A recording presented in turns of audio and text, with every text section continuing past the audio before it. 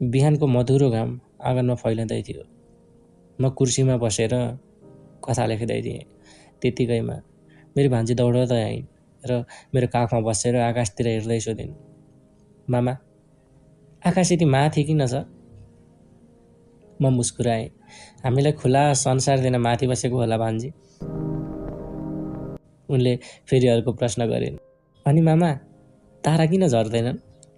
सायद उनीहरूलाई पनि आकाश मनपर्छ होला। उनी केही बेर चुप लागिन्, तर उनको जिज्ञासा सकिने कहाँ थियो र? फेरि, मामा, मानिसहरू किन रुन्छन्?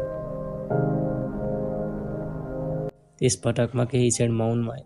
त्यसपछि भने, धेरै खुसी हुँदा पनि रुन्छन्, धेरै दुखी हुँदा पनि रुन्छन्। उनले टाउको हल्लाइन् अनि फेरि सोधिन्, अनि मानिसहरू एकअर्कालाई माया गर्छन् भने झगडा किन गर्छन्? उनको प्रश्नले मलाई झस्कायो।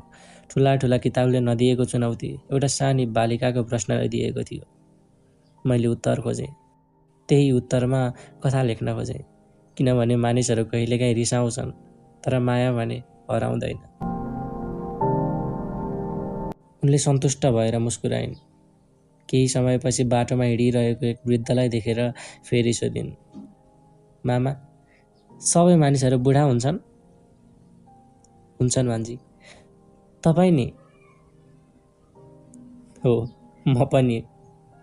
उनी एकछिन गम्भीर भइन् अनि मेरो हात समात्दै भनिन्, अनि म ठुली भएँ भने पनि तपाईँ मेरो मामा नै रहनुहुन्छ। मेरो मन एकाएक भरियो। मैले उनको निधारमा चुम्बन गर्दै भने, भान्जी, जति वर्ष बिते पनि तिमी मेरो भान्जी नै रहन्छौ अनि म तिम्रो मामा।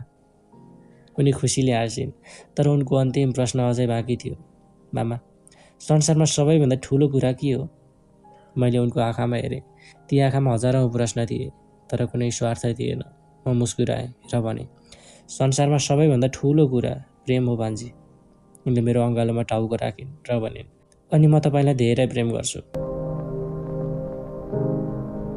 त्यो दिन मैले महसुस गरेँ, संसारका सबै प्रश्नहरूको उत्तर किताबमा नहुन सक्छ, तर एउटा निर्दोष बालमनका प्रश्नहरूले जीवनलाई बुझ्ने नयाँ बाटो भने अवश्य देखाउँछन्।